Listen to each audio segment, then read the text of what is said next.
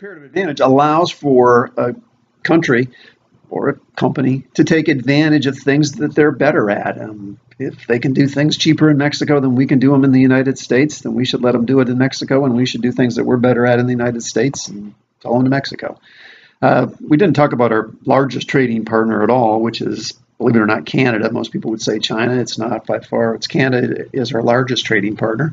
And, the reason that that's the case is that we have open borders. We have a very friendly relationship with Canada and is a very important ally and a very important business partner to the United States. There's no reason that the whole world can't be that way, but the only way it works is with this theory of comparative advantage and letting people do what they do best. And it doesn't always feel good. It hurts. I gave the example of Detroit in the late 60s, early 70s, really the early 70s and through the 70s, and how the UAW, the United Auto Workers, were absolutely against any kind of an import without these huge import tariffs on them. Well, they said it leveled the playing field. I say baloney. What it does is it allows you to continue to be inefficient in your operations. So very strong on open borders, very strong on this comparative advantage.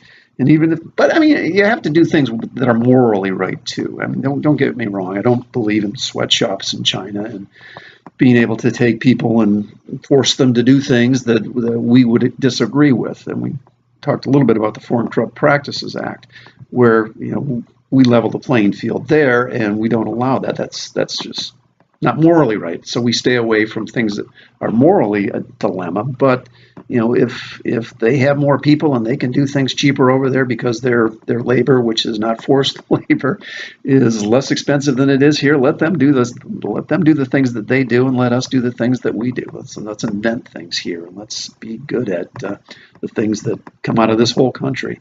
And I think for the most part it works, but you can't be crying foul around every corner. You got to be able to let the system work. So the theory of comparative advantage is very important. Talked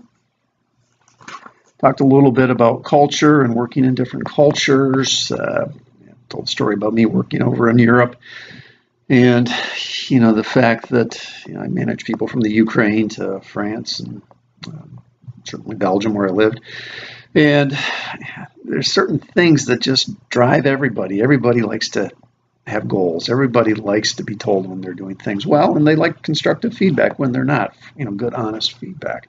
Not everybody takes it well, but that's okay. An organization will always be pulled down by poor performers, so part of the job of an operations manager is to get rid of poor performers. Don't spend too much time with it. If they're not working out, you give them an opportunity to improve, and then you get rid of them. But it's true across the board, whether you're in the Ukraine or in Pensacola, Florida. It doesn't matter. So certain similarities there in terms of managing people. There's some dissimilarities, but honestly, that's just being culturally sensitive. So if you're doing business in the Far East, there's just certain things that you learn about doing business in the Far East that are a little different culturally than what we are here. From things like looking people in the eye to keeping your feet on the ground, not crossing your legs with the shoe in the air, and there's silly little things that you need to be culturally sensitive to. But for the most part, if you're a decent person and you respect another person, you can get things done, and you can get them done in a way that you're going to have the respect of the people that you're dealing with, and vice versa.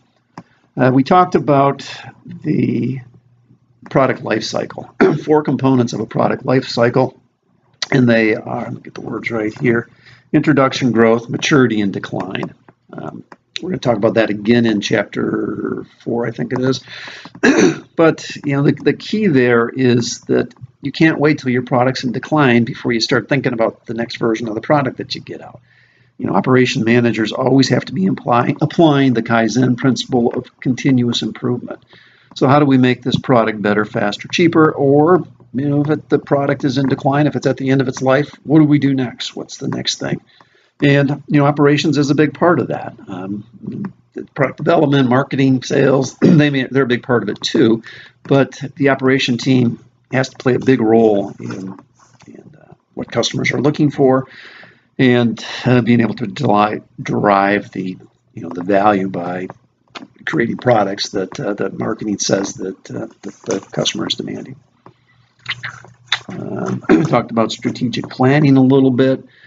And, what is a strategic plan? It's essentially being able to look out.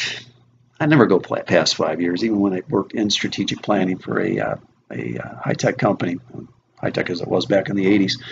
But, we tried to do a 10-year plan. Japanese are said to do a 100-year plan. I never looked past 5 years because there's just too much stuff going on. There are brilliant people around that can do that. But let's let those brilliant people figure out what's going to be happening 10 years from today. Most of us operation managers live in the next. Certainly, most of us live in today.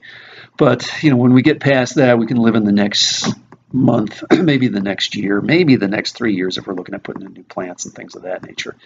But looking out much past 5 years, a strategic plan for an operations manager probably doesn't need to be done. I think that's probably enough for chapter 2. I'll see you all tonight.